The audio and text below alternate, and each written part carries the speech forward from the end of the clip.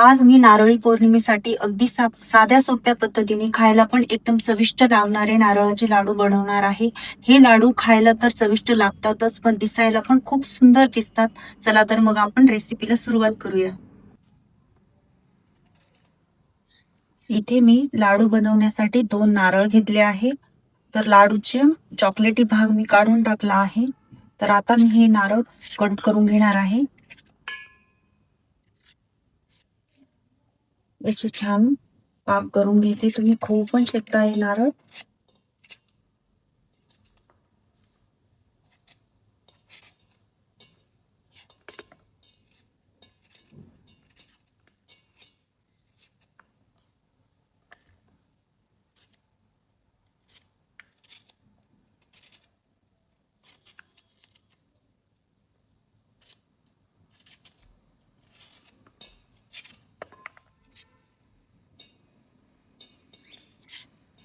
पद्धतीने मी नारळ कट करून घेतले आहे. तर ती नारळाची मागची बाजू मी काढून घेतली आहे. तुम्ही तसे पण घेऊ शकता, त्याने टेस्टला काही एवढा फरक पडत नाही. तर आता आपण ही मिक्सरच्या जार मधून ग्राइंड करून घेणार आहोत. आता आपण ही मिक्सरच्या भांड्यातून ग्राइंड करून घेऊया.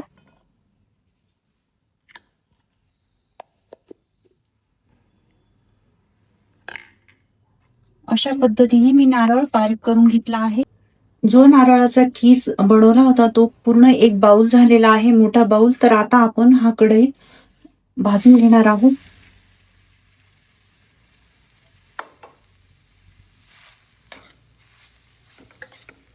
आपल्याला कढईत हा 5 ते 7 मिनिटं परतून घ्यायचा आहे, जेणेकरून यातील ओलावा कमी होईल आणि नारळाचा किस हा ड्राय होईल.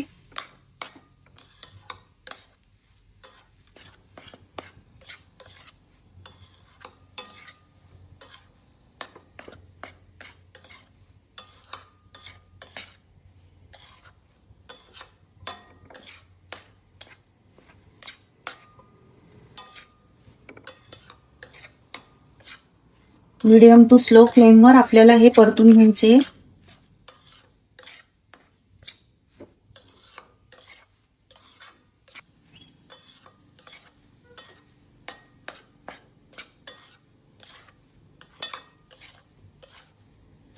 तुम्ही पाहू शकता आपला नारळ हा ड्राय व्हायला सुरुवात झाली आहे. आता आपण ह्या स्टेजला साखर ऍड करणार आहोत.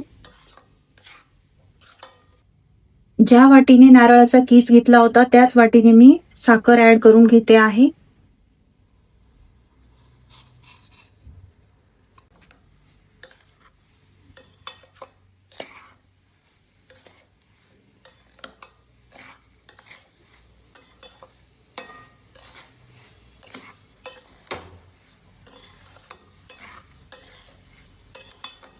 आपली साखर हळूहळू मेल्ट होते या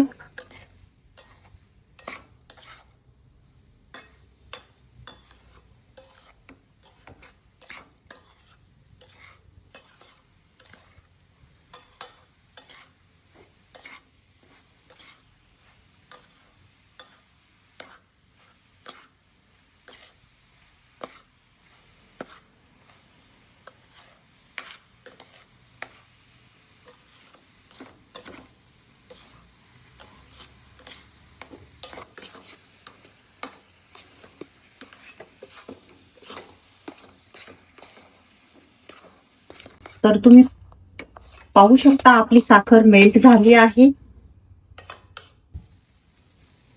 आता या स्टेजला आपण दुधात केशर भिजत घातले होते मी 1 तासापूर्वी, तर मी आता ते यात ऍड करून घेणार आहे.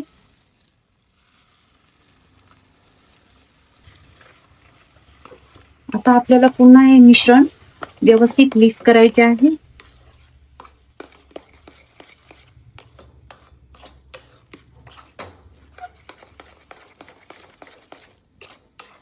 केशर दूध टाकल्यामुळे मिश्रण थोडे पातळ होते, पण सारखं हटवत राहिल्यामुळे पुन्हा ते घट्ट होते.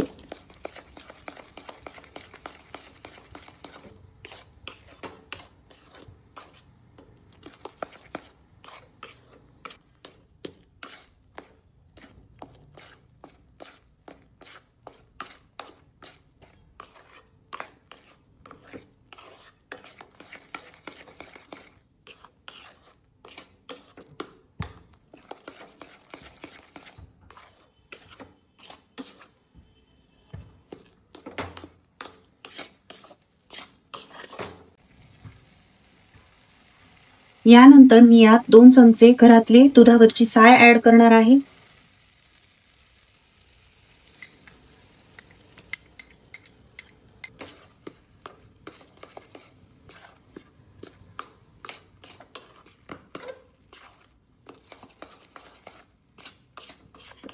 तुम्ही फ्रेश क्रीम पण यूज करू शकता. पुन्हा हे मिश्रण आपल्याला 7 मिनिटासाठी छान मिक्स करायचे. साय टाकल्यामुळे आपले लाडू छान मऊसूत होणार आहे.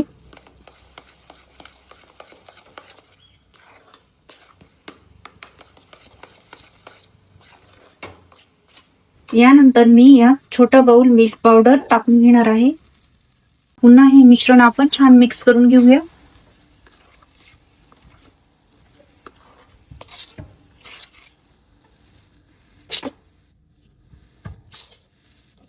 मिल्क पावडर टाकल्यामुळे लाडूंना छान टेस्ट येते.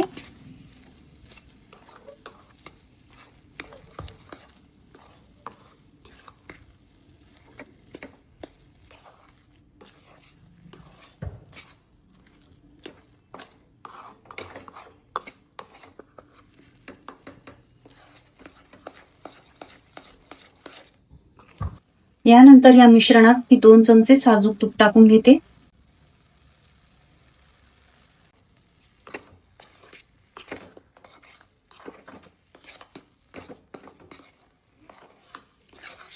आता पुन्हा हे मिश्रण आपण 10 मिनिटांसाठी छान परतून घेणार आहोत, जेणेकरून हे ड्राय होईल एकदम.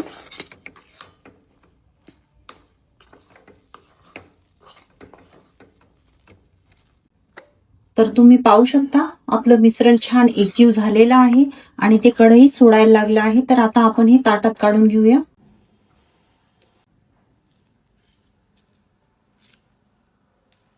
आता आपण या मिश्रणात पाव चमचा इलायची पावडर टाकून घेणार आहोत.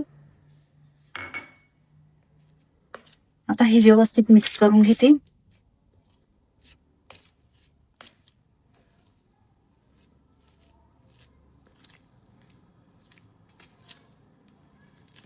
तर आपल्याला आता हे मिश्रण थंड होऊ द्यायचे. मीडियम स्वरूपाचे थंड झाले का मग आपल्याला लाडू बनवायला घ्यायचे. तुम्ही पाहू शकता अशा पद्धतीने आपलं मिश्रण तयार झालं आहे. आता मी थोडे हाताला तूप लावून लाडू वळून घेते.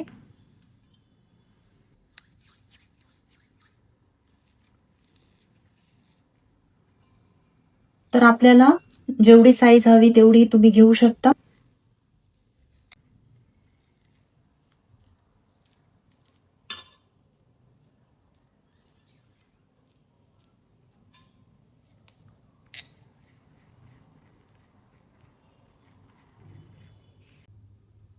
तर या नारळी पौर्णिमेला तुम्ही ही रेसिपी नक्की ट्राय करा आणि कशी झाली हे कमेंटमध्ये नक्की सांगा.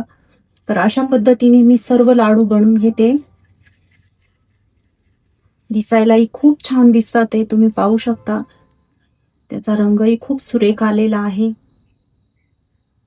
अशा पद्धतीने मी हे नारळ लाडू बनवले आहे. तुम्ही यावर तुमच्या आवडीनुसार ड्रायफ्रुट्स लावू शकता. मी मात्र प्लेन ठेवते आहे. तर तुम्हाला ही माझी रेसिपी कशी वाटली हे नक्की सांगा कमेंटमध्ये. आवडली असेल तर लाईक करा, शेअर करा, कमेंट करा आणि सबस्क्राईब करायला विसरू नका.